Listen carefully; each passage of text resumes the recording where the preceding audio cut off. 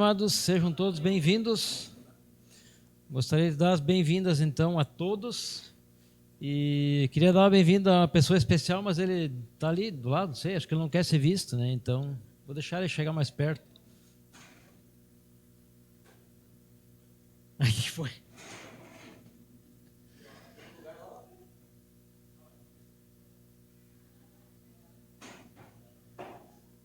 Mas é bom ver todos aqui. Temos hoje conosco também a Eliane. Tudo bem, Eliane? Tudo certo? Guadalupe, Fidelis, bem-vindas. Rômulo e família, Timóteo, tu tá aí, Timóteo? Bem-vindos aí os irmãos uruguaios. Já estiveram conosco na quinta-feira. Quem esteve aqui na quinta teve o privilégio de ouvi-los. E quem não teve, o pastor Roberto vai dar umas dicas depois. Mas quinta-feira era o dia para estarmos aí para ouvi-lo, o uruguaio. Eu vou chamar a minha equipe à frente, enquanto eles chegam. Alguns avisos. Temos a nossa reunião de oração na quinta-feira, às 20 horas, como normalmente temos. E no próximo domingo, amados, vamos ter o nosso domingo dos aniversariantes, tá? Do último bimestre ou quase trimestre. Então nós vamos estar relembrando e recordando os visitantes do trimestre e também tendo um tempo aí de confraternização na forma de uma pequena recepção pela chegada do Rômulo e família aí. Eles podem estar se sentindo bem alimentados entre nós, tanto pela palavra como fisicamente, né? Amém? Mas aí vamos ter um tempo, a Márcia vai estar colocando na semana lá os recados em relação a essa confraternização de domingo à noite, tá certo? Vamos colocar em pé?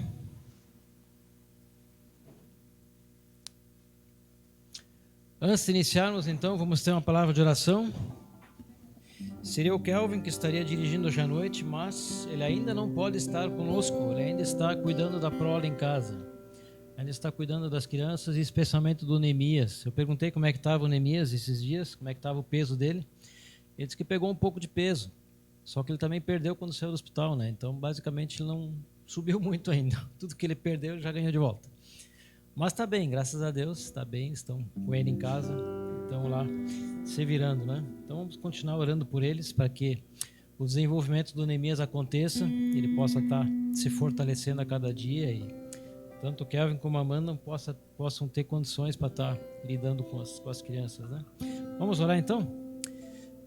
Nosso Deus e Pai, nós chegamos à Tua presença, Senhor, te louvando pela Tua bondade, pela Tua misericórdia, pela Tua presença em nossas vidas, Pai, a cada dia, também pela oportunidade que temos de estarmos aqui para celebrar esse culto. A Ti, Senhor, que realmente possamos estar com os corações voltados a Te adorar, voltados a Te glorificar e realmente sermos edificados pela Tua palavra, também por meio da pregação da Tua palavra, por meio do Teu servo logo mais, e também por esse tempo de cânticos, que Tu possas estar realmente Te agradando de tudo que fizermos aqui hoje à noite. Te agradecemos, Pai, por cada um que está aqui conosco hoje à noite, agradecemos pela vinda do Rômulo, família, obrigado pela Tua proteção, pela vinda deles para cá, eles possam estar tendo um bom tempo aqui conosco ainda. Também abençoa, Senhor, o Kelvin, Amanda, o pequeno Neemias, cuida do desenvolvimento dele, Senhor, que ele possa estar crescendo, possa estar se desenvolvendo bem. Colocamos essa reunião em Tuas mãos, Pai, que Tu possas estar abençoando aqueles queridos que gostariam de estar conosco, que não puderam chegar, que Tu possas estar abençoando a cada um. Que tudo que fizermos aqui realmente seja algo que chegue a Ti como um aroma agradável na Tua presença e que possamos estar de corações sinceros buscando Te adorar, Pai. Colocamos isso em Tuas mãos, em nome de Jesus. Amém. Amados, é precioso estar reunidos aqui com vocês, né? Então o primeiro cântico fala justamente sobre isso. Como é precioso, irmão, estar bem junto a Ti e juntos lado a lado andarmos com Jesus. Ou seja, isso no dia a dia, mas especialmente num dia como hoje, um culto que podemos estar celebrando juntos esse culto ao nosso Deus e podemos estar com nossos irmãos em comunhão, né? Isso é muito abençoador. Então, como é precioso estar bem junto a Ti.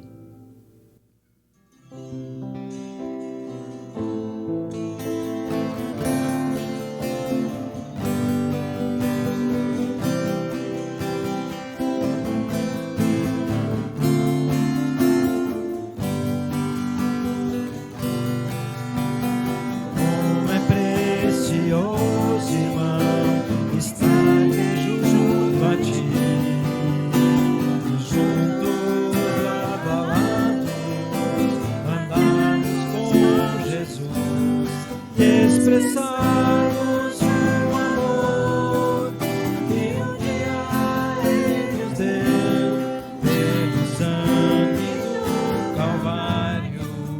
Sua vida trouxe a nós a aliança do Senhor. Eu tenho com você, não existem mais barreiras em meu ser. Eu sou livre para te amar, para te aceitar e para te pedir, perdoa-me, irmã. Eu sou um com você, no amor do nosso Pai. Somos um no amor de Jesus. Eu sou um com você, no amor do nosso Pai. Somos um no amor de Jesus.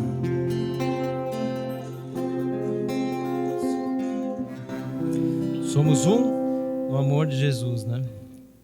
Graças a Deus por isso e pela bênção que temos e podemos estar sempre andando com Jesus juntos, lado a lado, né? E amados, o próximo cântico fala também sobre gratidão. Eu escolhi alguns cânticos hoje que falam sobre agradecer a Deus, fala sobre darmos louvores a esse Deus tão maravilhoso em nossas vidas, né? E como nós devemos ser gratos a Ele por tantas coisas que Ele nos dá. E o próximo cântico fala sobre esse eterno Deus que nós louvamos, esse Deus soberano.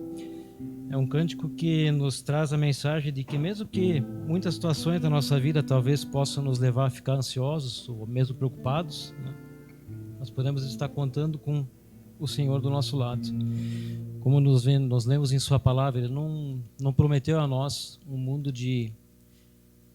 ausente de aflições, ausente de problemas, mas Ele prometeu que mesmo em cada situação difícil, Ele está ao nosso lado. Nós não precisamos lidar com essas situações sozinhas, né? E as nações ao nosso redor não entendem isso. Então o cântico fala justamente isso. Mesmo que as nações se enfureçam, ainda há um rei soberano.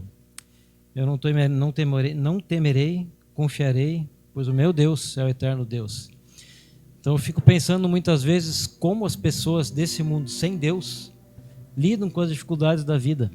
É por isso que a gente encontra tantas pessoas muitas vezes desesperadas, muitas pessoas tirando as próprias vidas, né, porque elas não têm esperança num Deus que possa estar com elas. Elas lidam com as situações somente elas, né, ou talvez umas com as outras no máximo. E aí entra o desespero. Mas nós temos um Deus soberano, e que Ele tem tudo nas mãos dele, né? Então vamos cantar esse cântico, Eterno Deus.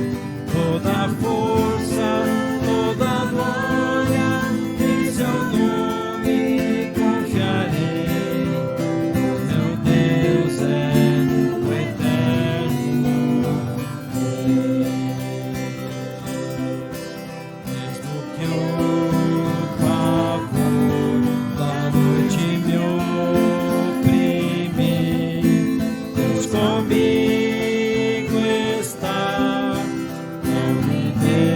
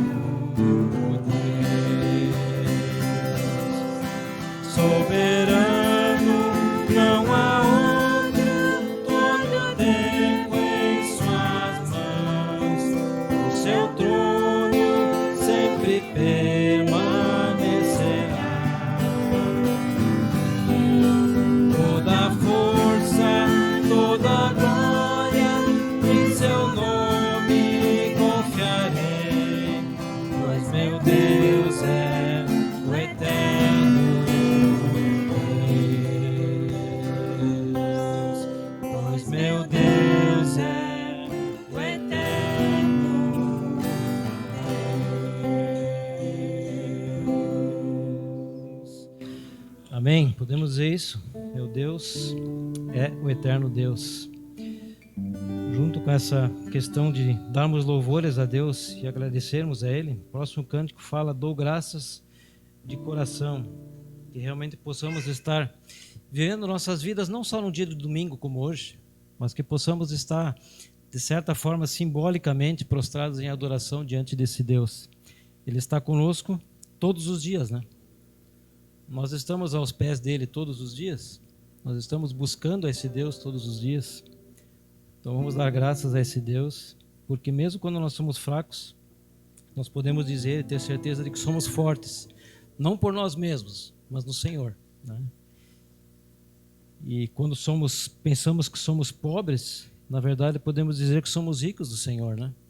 A nossa esperança nos traz uma riqueza que o mundo não pode mensurar. Não temos como mensurar realmente a riqueza que nós temos em Deus, no Senhor, né? Então, possamos estar dando graças a Ele. Dou graças de coração.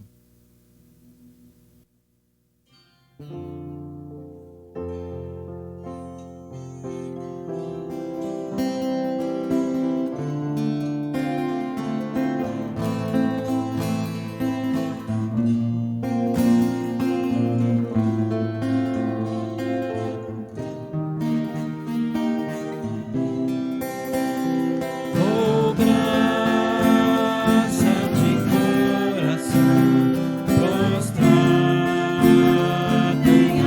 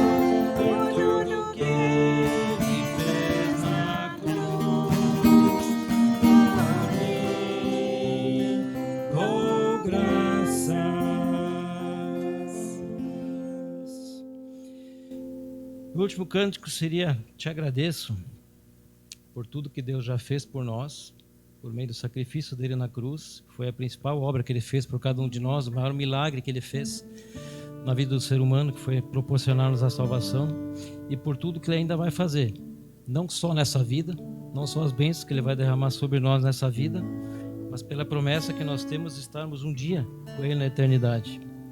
Então, que nós possamos viver a nossa vida pensando na vida que teremos ao lado de Cristo, ao lado do Senhor Jesus. Te agradeço.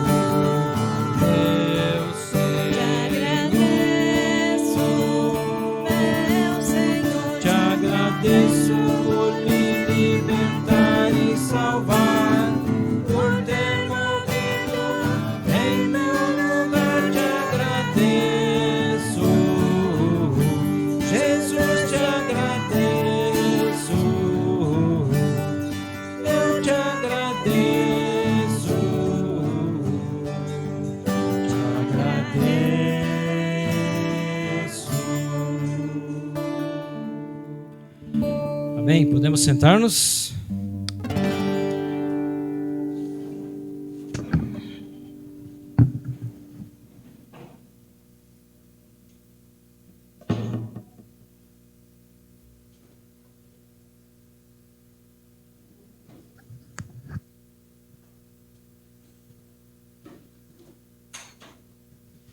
Antes de chamar o nosso pregador da noite, o Guilherme, eu vou pedir o pastor para vir à frente.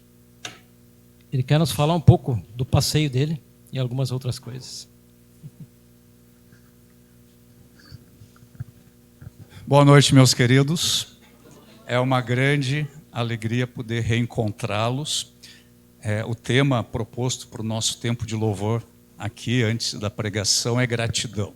E o tema da gratidão, ou o ensino bíblico sobre a gratidão, é muito profundo nas Escrituras, especialmente nos escritos do apóstolo Paulo.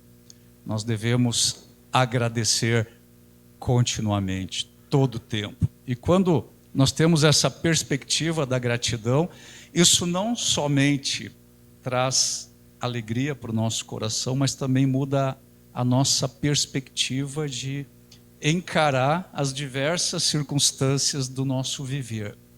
Como é bom quando nós podemos viver da manhã à noite em gratidão. E eu queria expressar então toda a gratidão do meu coração e da Rose por esses dias que o Senhor nos permitiu estar lá no Pará. Foram 12 dias, é uma experiência assim meio paradoxal, porque parece que foi tão rápido, 12 dias, parece que nós chegamos e saímos, e ao mesmo tempo parece que foi tão longa, dadas as experiências, as circunstâncias, as oportunidades que nós tivemos lá. Então, nós louvamos muito ao Senhor, a toda a igreja que estava conosco em oração, em contato com a gente, querendo fazer parte, né, daquilo que a gente estava vivendo lá. Foi realmente um presente de Deus, esses dias que nós tínhamos com a nossa família e também com os irmãos lá no Pará. Trago dos bereianos, lá do IMPV, um abraço a toda a igreja.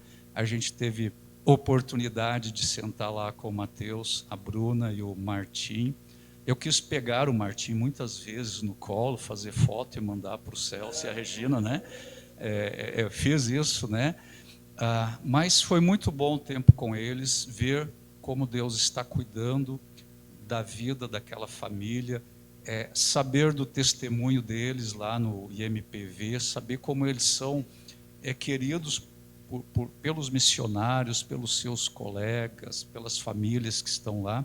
E eles estão com bastante saudades aqui da igreja, não vão poder estar conosco aqui no final desse ano, porque tem outro projeto, né? Eles vão fazer um estágio mais no norte do país, mas mandam um abraço grande para toda a igreja. Também, obviamente, a gente foi lá para visitar o Alaor, a Samanta, quer dizer, na ordem, os netinhos, depois a Samanta, depois o Alaor, e foi realmente muito bom esse tempo. Eu tinha um pouco assim de curiosidade de saber como é que os netinhos iam nos receber. O Davizinho, né, saiu aqui ainda, ele é pequeno, mas foi bom assim perceber que é como se tivesse passado apenas talvez uma semana que eles estão lá no Pará, e nós fomos então atrás, porque a gente sentia deles muito carinho, eles estavam muito emocionados com a gente lá, não nos largavam, a gente podia acordar e dormir com eles, né? E foi uma experiência muito boa, especialmente no final de semana passado, que o Alaor e a Samanta, eles foram participar de um retiro da equipe do PV, né? Então eles já saíram na sexta de manhã e voltaram só no domingo à noite. E eu e a Rose então ficamos ali cuidando daqueles três todo esse tempo aí, mas foi muito bom. Então nós podíamos fazer muitas coisas com eles. Comecei a contar a história de Neemias, aproveitando que o Neemias chegou aqui para a igreja, né? Então comecei a falar sobre Neemias, encenamos os 2 primeiros capítulos, foi assim uma experiência incrível lá com os netinhos. Um tempo muito bom também com os missionários lá da PV, alguns que a gente conhece bem, né? De conversas, de também poder ouvi-los, né? Temos que orar lá pelo PV Norte, é um ano de bastante transição, muitas coisas estão acontecendo lá no PV Norte, muitas coisas precisam se acomodar e pessoas estão chegando lá para ocuparem espaços de liderança, então está sendo um momento assim de ter que acomodar essas situações todas. E o irmão Richard, lembram? Ele já esteve aqui na Bereia, quando nós estávamos lá no bairro Vila Nova. O irmão Richard agora é o diretor-geral lá do PV Norte, então ele tem muitos desafios, está tendo neste ano, e creio que o ano que vem ainda grandes desafios na área de liderança, de todo aquele trabalho lá. E todos os que já estiveram aqui na igreja, mandam um grande abraço para toda a igreja e sempre lembram que a estada deles entre nós sempre foi motivo de muita alegria para eles, pela forma como nós os recebemos, como demonstramos o nosso amor, como cuidamos deles. Então, essa é uma reputação da Igreja Bereia, lá no IMPV, que é muito bonito de ver, o nosso testemunho, e também dos nossos irmãos que estão lá. Então, gratidão. Eu só queria talvez pensar uma experiência das tantas que nós tivemos lá. Deus me deu a oportunidade de dar aulas lá, de participar de uma capela no dia que nós estávamos retornando, né? Então eu tinha a responsabilidade de pregar na capela, conversando com os missionários, aconselhamento. Foi um tempo assim mesclado, né? De estar com a nossa família, de poder investir ali na nossa família e ao mesmo tempo de poder ajudar conforme as oportunidades que surgiram lá no IMPV. Mas uma experiência que aconteceu nessa viagem toda, antes de chegar no IMPV, eu compartilhei aqui no grupo da igreja, nós perdemos a conexão, né, para Belém, na nossa ida, e aí nós fomos, então, acomodados num hotel lá em São Paulo, e Deus cuidou muito daquilo. Eu penso que Deus queria nos dar uma pausa, né? A gente estava vindo de um mês muito intenso, né? Desde o retiro da igreja e depois as organizações para essa viagem, a gente estava bem cansado.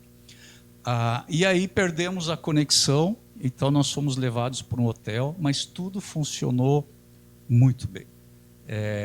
Como eu e a Rose agora estamos aí na fila da prioridade, né? Nós temos prioridade, então nós tivemos logo atendimento pelo pessoal de apoio da companhia, logo reservaram um hotel para nós, organizaram o transfer do aeroporto para o hotel, depois do hotel para o aeroporto, nos colocaram num hotel muito bom, e foram algumas horas de descansar, e Deus providenciou isso para a gente de uma maneira que a gente não estava pensando, nem estava imaginando. Mas o mais importante, quando nós saímos de Guarulhos lá para aquele hotel, o motorista do aplicativo que veio nos buscar lá, nós começamos a conversar um pouco com ele, e a pergunta que levou à oportunidade de compartilhar um plano de salvação com aquele motorista que se chama Samuel, foi a minha pergunta se não era muito perigoso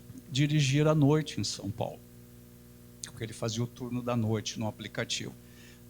E ele me disse assim, os irmãos da minha igreja me fazem essa pergunta. Então essa foi a deixa, né? Eu perguntei de que igreja ele era da Congregação Cristã do Brasil, e aí fomos conversando, e eu me apresentei, eu e a Rose, quem nós éramos, para onde estávamos indo, e ele me fez muitas perguntas da área de escatologia, né? Eu nem gosto dessa área, né? Foi essa área que ele queria saber, e ele sabia termos assim da escatologia muito interessante, que demonstrava para mim um certo interesse dele também pelo assunto. E aí perguntei sobre a conversão dele, que ele me falasse como tinha sido a conversão, como ele encontrou a Jesus, como é que tinha sido isso. Porque eu sempre gosto de perguntar isso numa conversa, porque nem sempre as pessoas têm clareza, né, quanto a esse aspecto. E esse era o caso.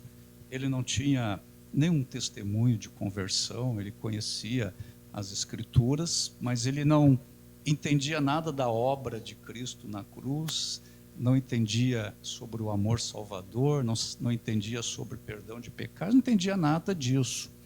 Ele mencionou mais ou menos assim, que para se converter, ele ainda precisava arrumar algumas coisas na vida dele, então ele queria se apresentar a Jesus. Então aí foi a oportunidade de falar do Evangelho, do plano de salvação. Eu não sabia qual era a distância até o hotel, né? Mas foi incrível, porque foi mais ou menos meia hora de percurso. Eu pude passar todo o plano de salvação para ele, a Rose contribuiu também, e ele ficou ouvindo, e quando nós chegamos no hotel, ele disse o seguinte: que pena que a viagem terminou, nós podíamos ficar andando pela cidade, porque eu queria ouvir mais. Essa foi a melhor corrida da noite, porque agora algumas coisas fazem sentido para mim. E aí completei ali o meu falar com ele, e disse que nós íamos ficar orando por ele, né? E expliquei também como ir a Jesus. Então eu não sei o que aconteceu na sequência, mas foi a oportunidade. E eu, então, logo liguei tudo isso e todas as outras coisas que aconteceram na nossa viagem lá ao tema que eu tenho pregado aqui mais de um ano, que é providência divina. Então, eu não sei quais eram as razões porque Deus permitiu que nós perdemos aquela conexão, mas uma eu sei. Nós tínhamos que encontrar aquele jovem e nós tínhamos que falar de Jesus para ele. Se tem outros motivos pelos quais isso aconteceu, eu não sei, mas isso eu tenho certeza. E assim, então, é tão gratificante a gente poder ver em tudo a direção de Deus. E nós podemos descansar nessa providência, nesse cuidado, não entrar em pânico, não ficar assustado quando coisas surpreendentes vêm, né, diante da gente, porque nós temos que descansar no Senhor e confiar que Ele está, de fato, cuidando e comandando todas as coisas na nossa vida. Então foi assim, foram 12 dias preciosos, onde de fato a gente não estava lá de férias, né? A gente estava lá para servir nossa família e também lá no seminário, e foi isso que aconteceu até o nosso embarque de volta. Então eu louvo muito a Deus, queria que vocês se alegrassem com isso, porque foram oportunidades boas que Deus nos deu lá. E pensando em gratidão, nas últimas semanas, pensando na igreja, né, muitas coisas têm acontecido que devem também nos levar a sermos gratos. Não sei tudo que tem acontecido na sua vida nas últimas semanas, mas certamente Deus tem feito coisas aí que honestamente, diante do Senhor, você pode dizer: obrigado, Senhor, por isso, eu te agradeço, eu te agradeço, eu te agradeço. Nós temos que agradecer a Deus até por poder agradecer. Então, nessas últimas semanas aí, chegou Neemias, nós nem estávamos aqui, nós fomos para o Pará, voltamos, e nessa semana também chegou o Rômulo e a sua família aqui conosco. Chegamos no mesmo dia, né? Só que eles chegaram, quer dizer, nós já chegamos no outro dia aqui na madrugada de quarta, e vocês chegaram aqui na terça, né? Amanhã de terça-feira. Então, queria expressar mais uma vez nossa alegria de receber Rômulo, a Tati, o Timóteo, a Isabel. Hoje estou vendo o Timóteo e a Isabel, né? Não os vi na quinta-feira aqui. E é muito bom podermos também contar com a presença desses irmãos aqui por algumas semanas. Na quinta-feira, Rômulo e Tati compartilharam conosco aqui algumas direções que Deus tem dado para a vida deles, para o ministério deles. E nós, então, ficamos sabendo, na liderança nós já sabíamos, né, que os irmãos deixaram o trabalho missionário no Uruguai, estão conosco aqui por 2 meses, e em janeiro eles vão seguir para o IMPV, lá para o Pará. Já foram aceitos como alunos, vão ter o seu tempo de formação lá, de treinamento, talvez vão ficar 3 anos lá. E essas coisas todas têm acontecido aí nos últimos meses. Deus tem dado essa clareza aí para os irmãos. E eles vão se juntar ao nosso time de bereanos a partir do ano que vem. Então, imagino quanto outras famílias vão fazer a visita lá no ano que vem, né? De repente, nós vamos ter que convocar, pedir lá o espaço na capela e fazermos a nossa reunião de igreja lá na capela do IMPV. Mas Rômulo e Tati compartilharam rapidamente, né, todo esse processo.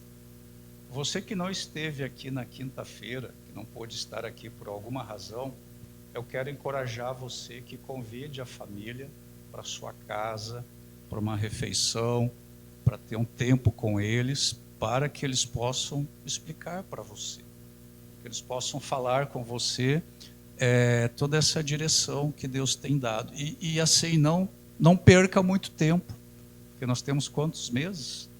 2. Nós estamos chegando aí para o final do ano. Dezembro é um mês que é um mês muito intenso para todo mundo. Então, este mês de novembro, basicamente, eles estão aqui, vão ficar aqui em Novo Hamburgo, vão ficar lá no apartamento da Madalena, vão estar próximo da gente. E eu peço à igreja, aqueles que também estiveram aqui na quinta-feira, né, podem fazer isso, mas que estejam convidando a família Nascimento para estar com você, na sua casa, para ter um tempo com você, para você poder conversar com eles, entender melhor essa direção de Deus. Mas nós da liderança temos acompanhado isso já desde o mês de agosto, então nós estamos vendo a direção de Deus em tudo isso, e Deus abriu as portas então para essa família poder ter o seu treinamento, a sua formação missionária lá no IMPV. E eles lá já estão aguardando os irmãos, falamos com alguns lá, já há muita alegria de saber que mais uma família nossa vai se juntar a eles lá. Então, janeiro próximo vai ser o embarque desses irmãos lá para o Pará. Então, eu precisava dizer isso, nós ainda vamos organizar talvez um tempo ainda com a igreja junto com os irmãos, mas faça isso, coloque aí na sua agenda esse compromisso aí com os irmãos, abençoe a vida dos irmãos, eles têm bastante experiências para contar e compartilhar, e certamente precisam das nossas orações, do nosso acompanhamento, do nosso suporte, ok? E eu fiquei de dar um anúncio hoje, mas eu só vou dar um spoiler. Para o ano que vem nós vamos ter mais ajuda aqui no nosso ministério. E a gente vai contar isso nas próximas semanas. Vem cá, Guilherme.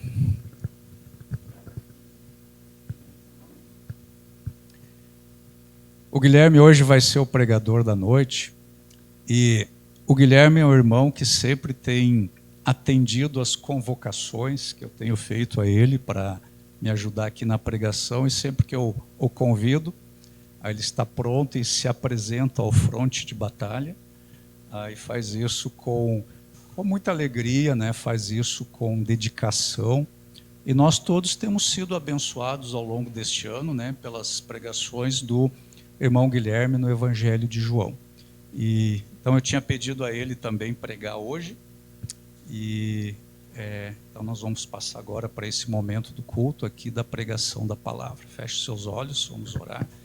Pai, quero te agradecer por essa noite, pelo tempo com os irmãos aqui, pela bênção de podermos estar juntos e prestar esse culto, essa adoração, reconhecendo, Senhor, tua providência na vida de todos nós, da tua igreja, a tua bondade, o teu cuidado, a tua proteção, a forma como o Senhor dirige as nossas vidas, os nossos passos. Muito obrigado, Senhor.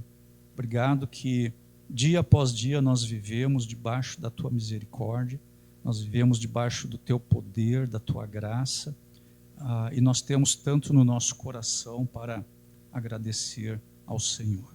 Em especial neste momento eu quero pedir pela vida do Guilherme, quero pedir a tua bênção sobre a ministração do Guilherme nessa noite.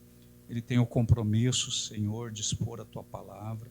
Isso é um privilégio tão grande, mas é também uma grande responsabilidade.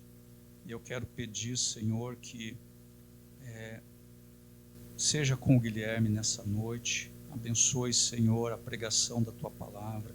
Abençoe a tua palavra nas nossas vidas, que ela ministre aos corações de todos aqui. Que a tua palavra tenha liberdade não só entre essas paredes, mas especialmente na nossa vida e no nosso coração. Que ela produza os frutos que o Senhor deseja produzir e que possamos sair daqui, Senhor, cheios da tua palavra, exortados, consolados, repreendidos, confortados, tudo aquilo que teus filhos precisam nessa noite. Usa o nosso irmão. Também quero pedir, Senhor, pelas crianças e também pelos professores que vão estar cuidando das crianças agora nesse momento, que elas tenham também um tempo de bênção lá na classe, lá no berçário, que o Senhor use as professoras, use a tua palavra, e que seja um tempo também de investimento na vida das nossas crianças e que a tua palavra também frutifique na vida delas. Eu peço isso em nome de Jesus. Amém. Eu não chamei as crianças, desculpe, mas elas podem sair agora com a Márcia.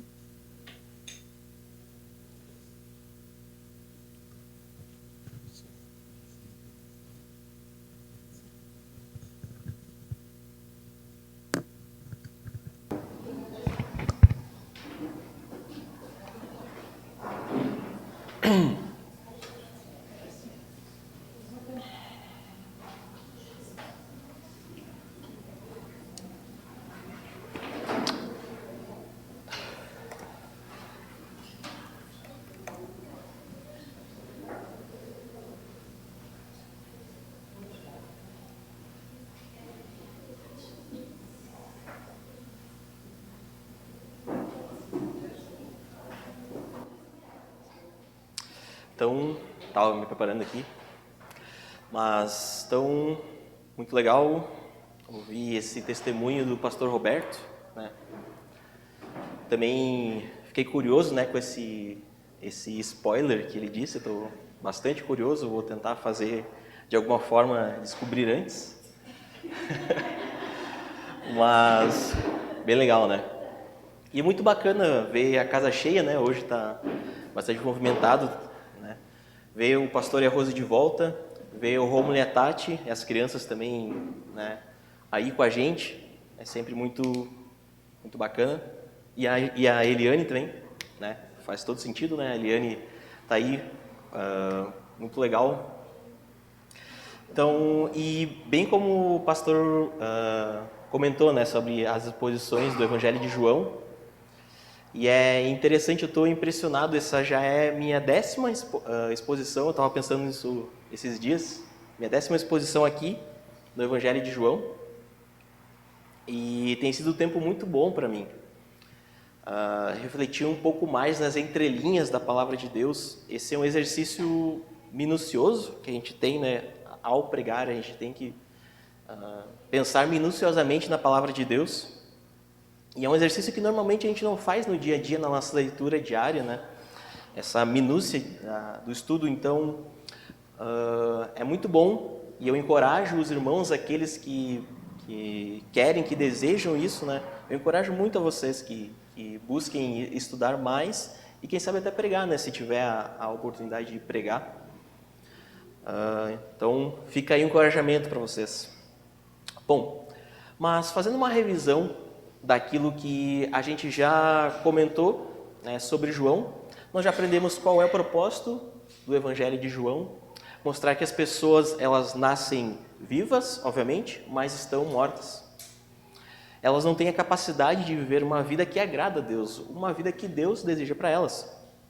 Isso é a morte espiritual, eu já tinha falado sobre isso. A vida que Jesus nos dá, que vem por meio do novo nascimento, que a gente já viu isso na conversa com Nicodemos, nos dá as condições que precisamos para agradar, para viver como Deus quer que a gente viva.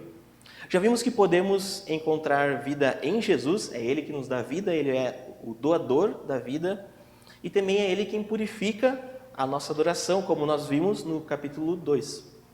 No capítulo 4, vimos Jesus e seus discípulos voltando da Judéia para a Galileia. Eles tinham ido à Páscoa, né? E no caminho eles passaram por Samaria. Nessa passagem, Jesus pregou sobre a esperança tão aguardada que era o Messias, que era Ele mesmo, e trouxe muitos samaritanos à salvação. Ao chegar na Galileia, ele realiza um milagre, curando o filho do servo do rei Herodes. E é importante lembrarmos que o apóstolo João, ele, ao escrever, né, o seu relato, o seu evangelho, ele seleciona a dedo alguns dos milagres de Jesus e ele os chama de sinais. Isso porque cada sinal tem algo para falar sobre Deus, tem algo que Deus quer, né, nos mostrar, uma lição espiritual, uma manifestação da sua característica, dos seus atributos. E o primeiro sinal, que foi a transformação da água em vinho, em Caná da Galileia, nós vimos no capítulo 2. E com ele, Jesus demonstrou a sua glória, que é a glória igual à do Pai, ele é igual ao Pai. E ele mostrou isso aos seus discípulos, ele mostrou que Deus tem poder sobre a matéria, sobre a sua criação. já que ele transformou um material que era água em vinho, né, um material em outro. E mais, nesse episódio, os noivos, que era bodas, né, então os noivos que promoveram as bodas, eles já não tinham mais vinho para servir, sendo que a festa já estava na metade, né, não tinha mais o que ser feito, eles não tinham como encomendar vinho. A mãe de Jesus então vem pedir a ele que cuidasse do caso. Isso nos mostra que Deus age poderosamente para nos auxiliar no momento certo, o momento que mais precisamos dele, quando não temos capacidade de fazer nada.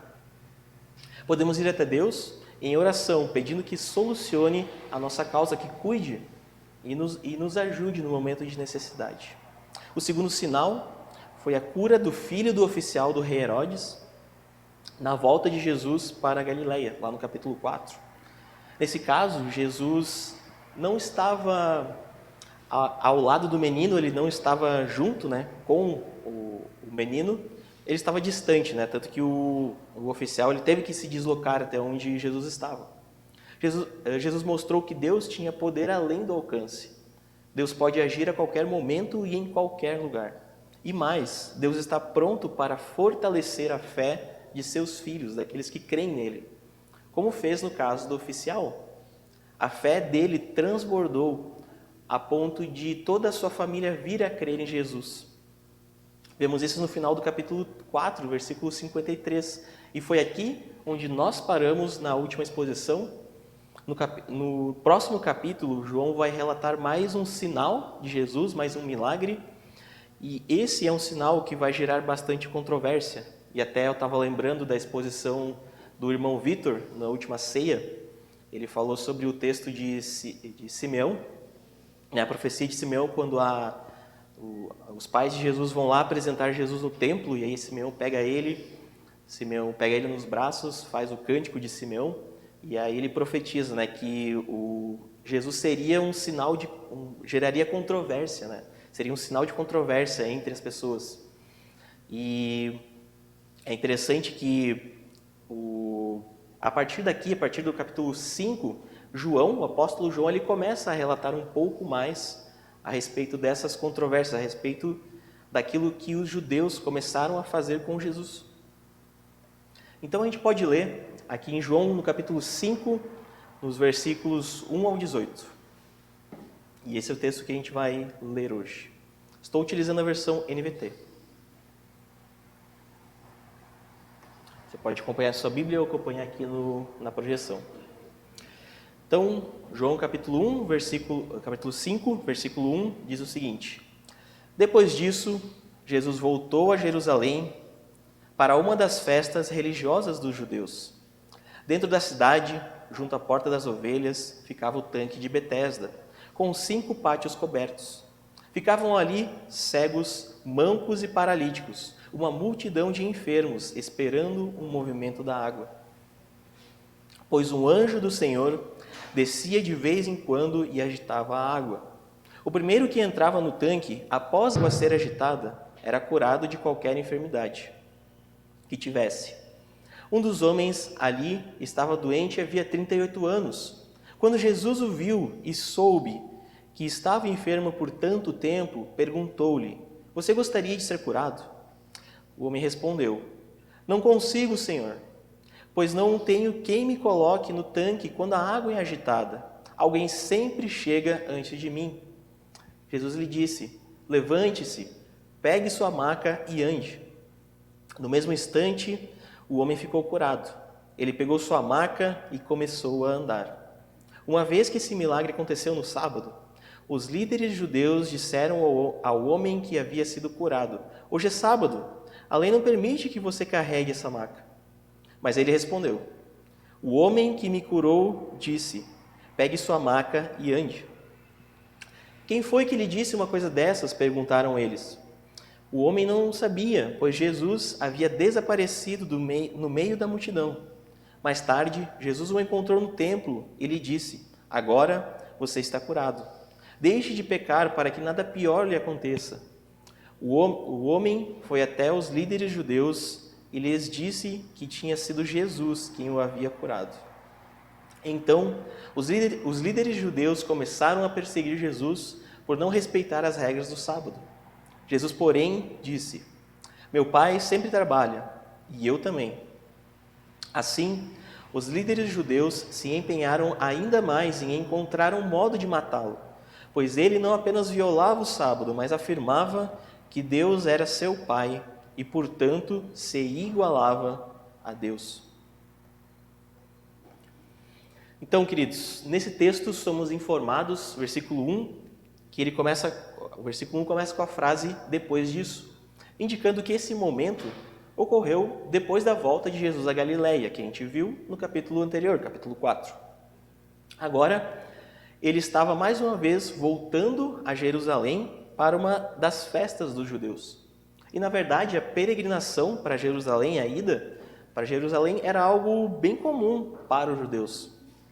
Durante o ano, eles tinham pelo menos 3 festas de peregrinação. Era a Páscoa, o Pentecostes e a Festa das Cabanas. Eram 3 momentos em que todos os homens se dirigiam para Jerusalém para adorar no templo. No capítulo 2, Jesus tinha ido à festa da Páscoa. No capítulo 4, ele volta para Galileia e agora ele vai para outra festa. Mas João, ele não nos informa qual seria essa festa. Apenas por curiosidade, alguns teólogos debatem se essa festa seria a Páscoa do próximo ano, o ano seguinte, a Páscoa do capítulo 2. E se isso for verdade, então o ministério de Jesus na Terra foi de 4 anos, e não de 3, como a maioria dos teólogos fala. Mas essa questão de qual seria a festa não é o importante para nós agora, mas sim analisarmos o que aconteceu no relato de João aqui. Somos situados a um local chamado Tanque de Betesda, que ficava perto à Porta das Ovelhas. Essa porta ficava próxima do templo e tinha esse nome justamente porque os sacrifícios levados ao templo passavam por ela. Já Betesda, que era o nome do tanque, em hebraico significa casa de misericórdia. O texto nos informa que lá ficavam muitas pessoas enfermas, cegos, paralíticos, mancos. Todos eles tinham um objetivo: conseguir alívio de suas enfermidades ao entrarem no tanque. Mas não era todos que obtinham essa dádiva, somente o primeiro que entrava no tanque. Havia ali muitas pessoas com a crença de que poderiam conseguir algum favor divino ao entrarem no tanque. E com certeza não era uma cena muito bonita de se ver, mas foi nesse lugar que Jesus escolheu passar. E eu já comentei em uma pregação anterior que a passagem de Jesus por certos locais não é sem propósito. Havia algo que Deus queria fazer ali e que causaria grande repercussão. Dentre as pessoas, ali havia um homem que já sofria há 38 anos de paralisia. Jesus olhou para ele e soube que estava sofrendo há muito tempo. Mas ele não sabia apenas as condições físicas desse homem, como também a condição espiritual dele, a condição do seu coração. E sabendo disso, Jesus faz a pergunta: você quer ser curado? Agora, pensem comigo, essa pergunta não soa um pouco estranha para nós? Parece algo óbvio, porque afinal esse homem estava justamente no local onde as pessoas vinham para obter cura. Só que essa pergunta tinha um significado mais profundo para esse homem. O objetivo era fazê-lo expressar verbalmente aquilo que estava no seu coração. Será que ele tinha esperança em ser curado? Queridos, pensem aqui o quão consolador são essas palavras. Jesus sabia qual era a dor desse homem. E lembrando daquela premissa, Jesus demonstra as características de Deus, ele demonstra a glória de Deus. Deus sabe qual é a nossa luta. Seja uma enfermidade ou alguma outra situação difícil na nossa vida, por mais que a luta pareça longa, Deus agirá no momento certo. Quanto à resposta do homem, no versículo 7, mostrou que ele não tinha esperança. Olhem de novamente o versículo 7. O homem respondeu: não consigo, Senhor, pois não tenho quem me coloque no tanque quando a água se agita. Alguém sempre chega antes de mim. Então, é interessante notar que ele não responde para Jesus animado: eu quero ser curado, eu preciso de ajuda. O homem é direto.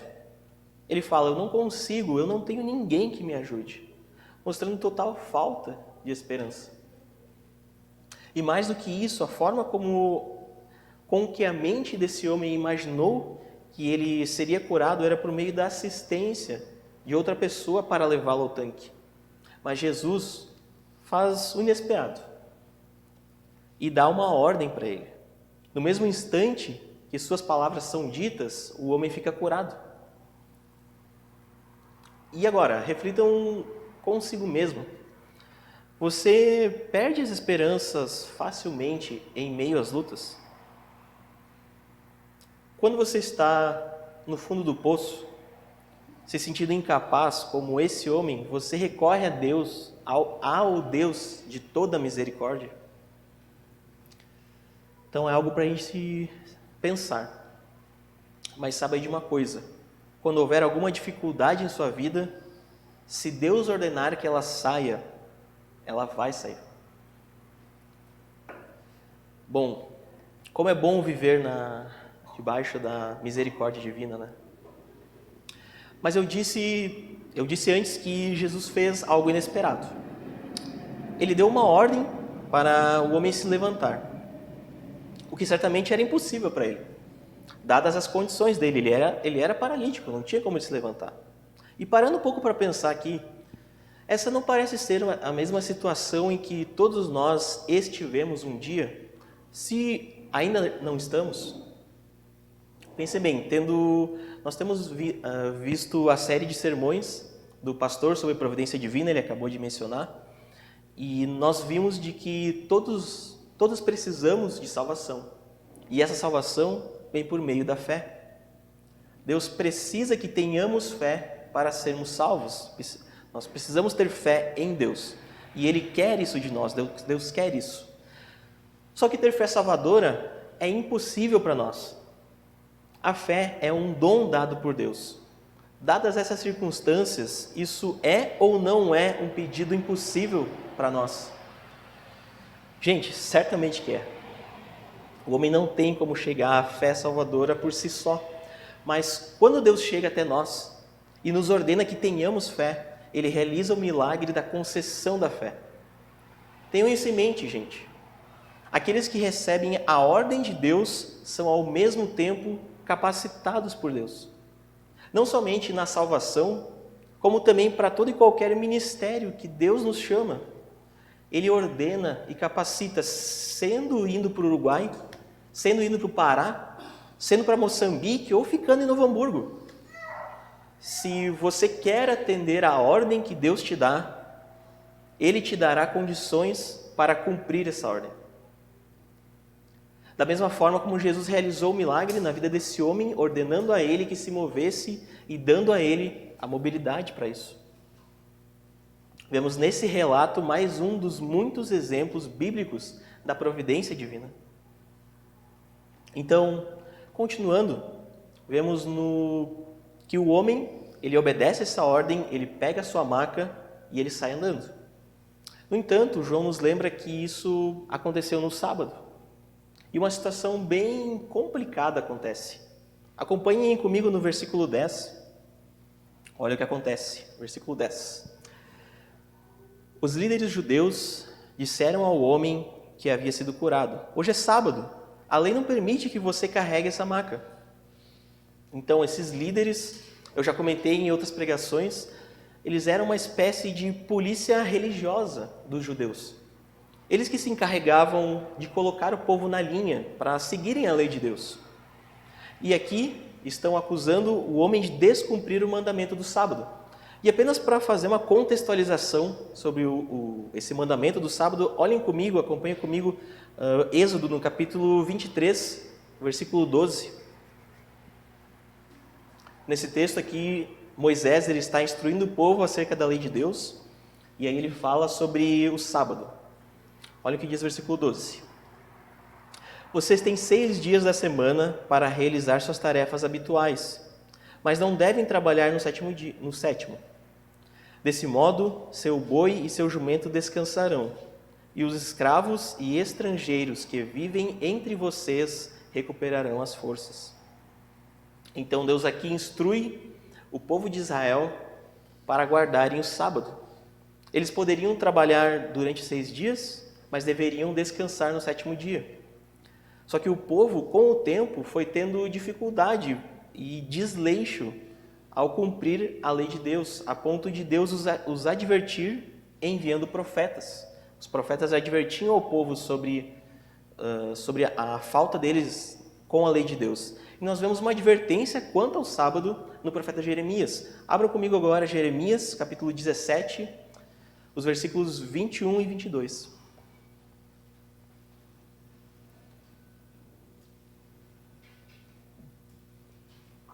Então, Jeremias 17, 21 diz o seguinte: Assim diz o Senhor, ouçam minha advertência. Parem de negociar junto aos portões de Jerusalém no dia de sábado. Não trabalhem no sábado, mas façam dele um dia santo. Foi o que ordenei aos seus antepassados. Então o povo não estava mais guardando o sábado corretamente. Eles estavam trabalhando. E é essa lei que os judeus estão acusando o homem de descumprir. Nós lemos no texto de Jeremias que Deus proibira os trabalhos comerciais no sábado. Basicamente, era todo o trabalho que tirasse o foco do sábado, que era um tempo dedicado para o Senhor. Sendo assim, as pessoas não deveriam carregar coisas por causa dos seus negócios. Deus menciona no texto para pararem de negociar junto aos portões. E é fácil a gente entender o porquê que ele disse algo assim. Pensem só, né, raciocinem comigo, numa cidade murada como Jerusalém, que tinha muros, inclusive foi reconstruído por Neemias, né, para quem a gente estava falando de Neemias, mas os muros, né, o trânsito de mercadorias ocorria com maior intensidade nos portões. Era nos portões os pontos de acesso onde mercadorias entravam e saíam. E era justamente ao lado de um desses portões que os líderes judeus encontraram um homem carregando uma maca. Mas, obviamente, ele não estava carregando por causa de negócios. O grande problema aqui era que os líderes judeus extrapolavam demais a lei de Deus. Eles obedeciam a Mishnah, que era a chamada lei oral dos judeus. Era uma espécie de extensão da Torá, por assim dizer. A Torá é a lei escrita por Moisés, né? A lei que Moisés recebeu de Deus no Monte Sinai, que foi escrita nos 5 primeiros livros da Bíblia, que é o Pentateuco.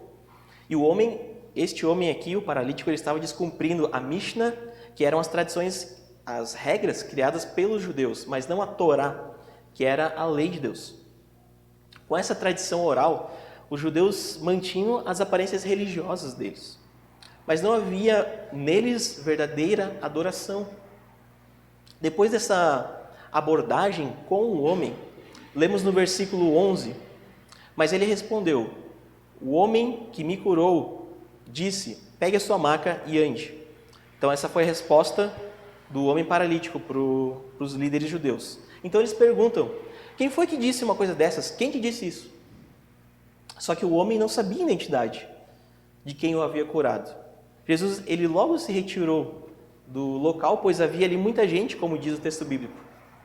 Bem provável que o desejo de Jesus não era ser procurado, ser conhecido pelas pessoas e procurado pelas pessoas dali para receberem cura, para receberem um tipo de auxílio, desse tipo de auxílio. O objetivo do milagre não era apenas realizar uma cura física nesse homem, mas também curá-lo espiritualmente. Olhem o que diz, olhem comigo o versículo 14, lá em João 5, versículo 14.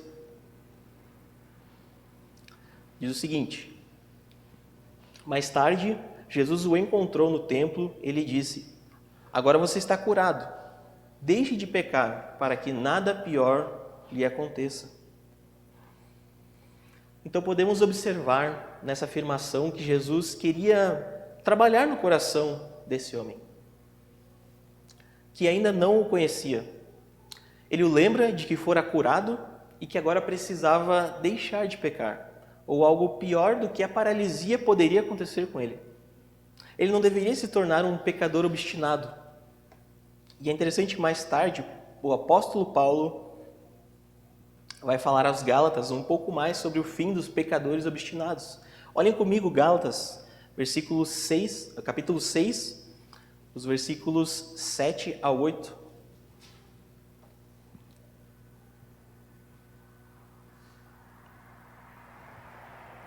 Então, Gálatas 6, 7 e 8 diz: Não se deixem enganar. Ninguém pode zombar de Deus.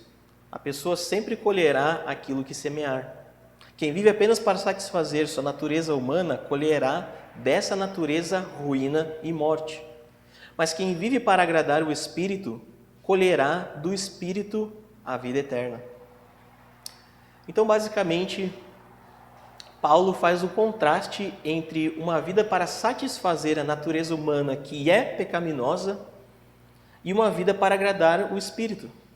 Viver em pecado é comparado a zombar de Deus.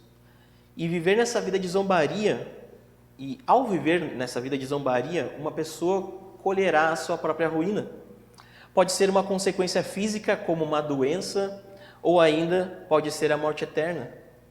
Jesus alerta esse homem de que algo pior do que a sua paralisia poderia acontecer. Queridos, o que podemos tirar para as nossas vidas nesse diálogo é quanto à necessidade de buscarmos uma vida de santidade. Nos autoexaminarmos, pedirmos perdão por causa de pecados em nossa vida, pois a manutenção desses hábitos pecaminosos pode levar a sérias consequências. Como diz o pastor, não deixe para mais tarde, pois pode ser tarde demais. Bom, continuando, no versículo 15, somos informados de que o homem, assim que conheceu Jesus, foi relatar quem ele era aos líderes judeus. Interessante a gente pensar que o escritor João não nos informa qual foi o motivo do homem ter feito esse relatório. Nós não sabemos se era porque o homem não reconheceu Jesus como Messias e queria apenas entregá-lo às autoridades para livrar a pele dele, já que foi ele que foi visto carregando a maca e não Jesus, né? Pode ser isso, ou talvez o contrário disso. Ele creu em Jesus como Messias e agora queria falar dessa esperança para as pessoas que estavam questionando ele. Não há como ter certeza real do motivo. O que sabemos é que essa informação foi o estopim para uma perseguição contra Jesus. Os líderes judeus começaram a perseguir Jesus por não respeitar as regras do sábado, conforme o versículo 16 nós vemos lá. Só que não era uma desobediência à lei de Deus, apenas as regras impostas pelos judeus. Como eu disse antes, eles não enxergavam a sua própria hipocrisia e por causa disso interpretavam os fatos da pior maneira possível. Gente, olha só, eles não pararam para pensar que Jesus ele tinha feito um paralítico voltar a andar, provando que havia algo de sobrenatural ali em Jesus, que havia algo de sobrenatural ali acontecendo. Eles não pararam para pensar nisso. Olhem comigo um texto mais adiante no Evangelho de João, no capítulo 7, os versículos 21 ao 24.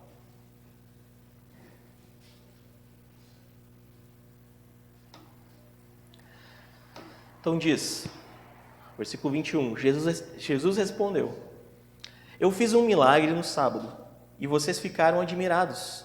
No entanto, vocês também trabalham no sábado, quando obedecem à lei da circuncisão que Moisés lhes deu. Embora, na verdade, a circuncisão tenha começado com os patriarcas, muito antes da lei de Moisés. Pois, se o tempo certo de circuncidar seu filho cai no sábado, vocês realizam a cerimônia a fim de não quebrar a lei de Moisés. Então, por que ficam indignados comigo pelo fato de eu curar um homem no sábado? Não julguem de acordo com as aparências, mas julguem de maneira justa. Então aqui Jesus está novamente em Jerusalém, nesse episódio aqui, e começa a discutir com os judeus.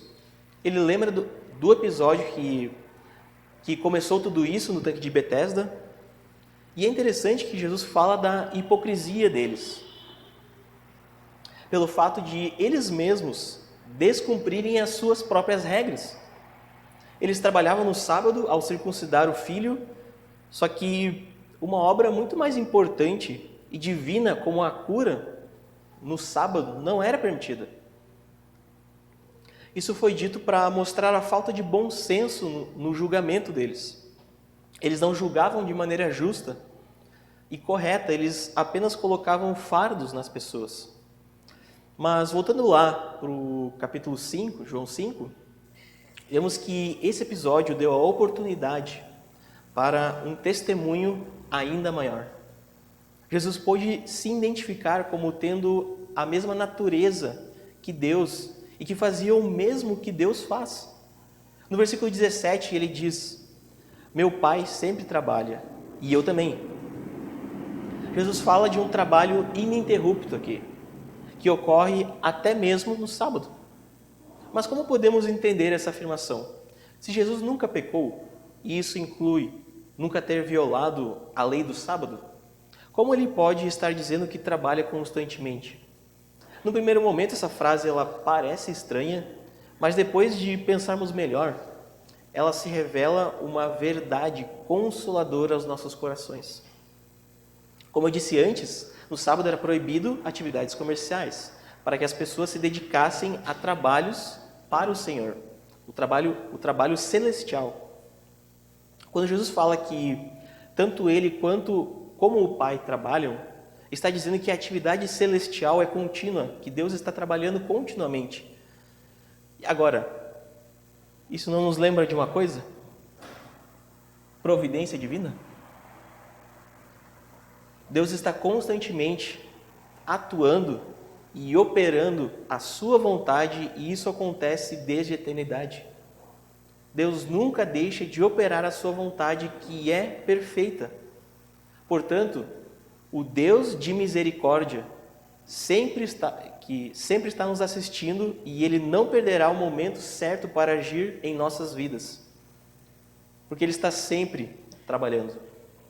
Então, o sábado era um tempo não para parar de fazer qualquer coisa, mas sim parar de fazer coisas que pudessem desviar da dedicação ao Senhor. E fazendo uma aplicação para nossas vidas, qual é a situação, o trabalho, a coisa que hoje tem atrapalhado a nossa dedicação ao Senhor? Quando deixamos de vir ao culto no domingo, ao culto de oração, quando deixamos de fazer um serviço ao Senhor, existe algum bom motivo para isso? Ou será que talvez há algo que está atrapalhando a nossa dedicação ao Senhor? E caminhando para o último versículo aqui, vemos algumas consequências relacionadas à afirmação que Jesus fez. Na cultura da época, se chamar de filho de alguém era o mesmo que se identificar como tendo a mesma natureza que esse alguém. Bem como a gente viu e a gente é ensinado no versículo 18. Isso desencadeou grande perseguição dos judeus contra Jesus, porque achavam que ele estava blasfemando. Mas notem, queridos, que Jesus não estava se acovardando ao falar de sua mensagem. Muito pelo contrário, ele fez tudo o que já estava pré-determinado por Deus para que acontecesse, do jeito que acontecesse. Vejam que Deus estava trabalhando aqui e essas controvérsias só iriam aumentar cada vez mais e mais. Mas o pecado dos judeus contra Jesus já fazia parte da providência divina. Então, queridos, de tudo que nós vimos no texto de hoje, podemos resumir em algumas lições. Deus tem misericórdia de nós, Deus é misericordioso, e Ele pode ordenar que as aflições saiam de nossas vidas. Quando recebemos uma ordem de Deus, junto com ela recebemos a capacidade para obedecê-la, seja para a salvação, para o ministério de tempo integral, em qualquer lugar do mundo, seja na igreja local, Ele nos dá o chamado e a capacidade. Deus deseja que vivamos uma vida dedicada a Ele, deixando de lado o pecado para que algo pior não aconteça conosco, para que as consequências do pecado não nos destruam. E Deus está trabalhando continuamente para que sua vontade se cumpra. O pastor e a Rose, eles perderam a conexão, né? E ele comentou sobre os propósitos divinos. Deus estava trabalhando nesse momento para que eles perdessem a conexão, né? E havia propósitos de Deus nessa perda da conexão. Então, queridos, isso são verdades consoladoras, são verdades também exortadoras, né? Para que a gente possa viver uma vida que agrade a Ele. Vamos nos colocar em oração e pedir ao Senhor que nos ajude nesse momento. Pai amado, nós te agradecemos, Senhor. Te agradecemos por tua misericórdia, Pai, porque tu és um Deus misericordioso, um Deus que nos assiste, um Deus que sabe quais são as nossas lutas, Pai, e um Deus que pode cuidar de nós, pode ordenar que as nossas dificuldades saiam, Senhor. E essa é uma verdade consoladora, que nós possamos nos agarrar a ela e de fato entender, Senhor, que devemos estar diante de Ti, estarmos Te clamando, Senhor, misericórdia, estarmos clamando por Ti. E também que possamos entender, Senhor, que Tu és um Deus que dá capacidade para cumprirmos a Tua vontade, Senhor. Tu estás sempre trabalhando, sempre agindo, Senhor, e isso deve fazer de nós sempre agradecermos, Senhor, a Tua obra nas nossas vidas, e que possamos viver, Senhor, para Ti, que possamos viver em arrependimento,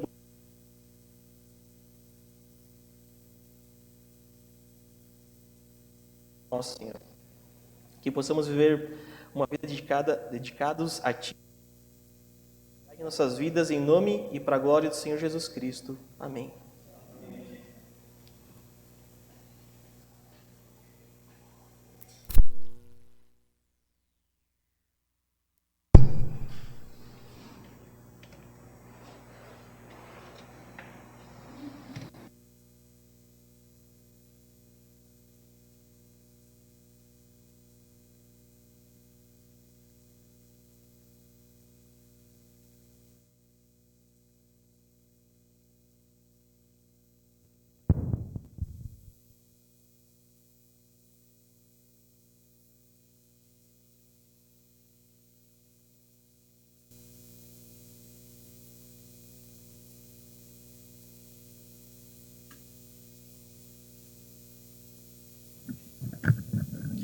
Obrigado, Guilherme, pela palavra.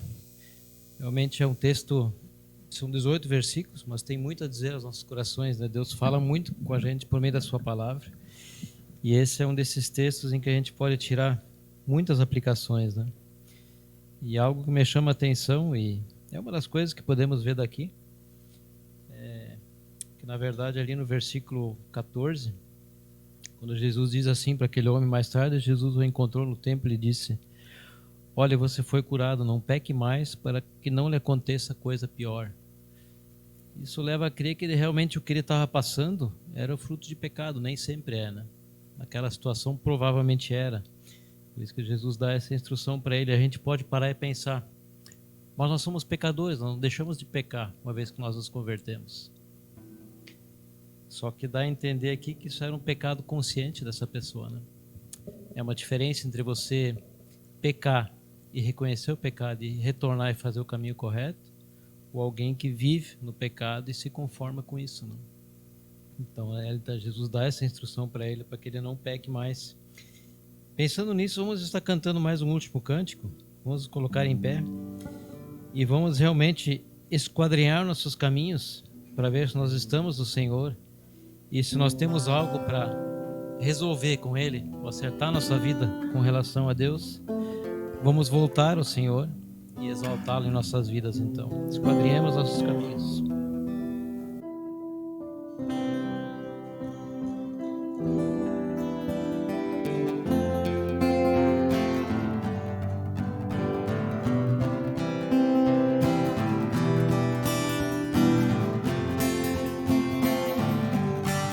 Esquadrinhemos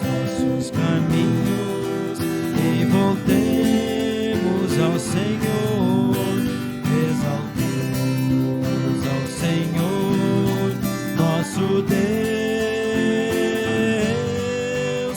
exaltemos ao Senhor, nosso Deus e Pai, e louvemos a Jeová, nosso Deus, por bondade do Senhor, nós não somos consumidos, porque as suas misericórdias não têm fim. Novas são cada manhã, novas são cada manhã, e muito grande sua fidelidade.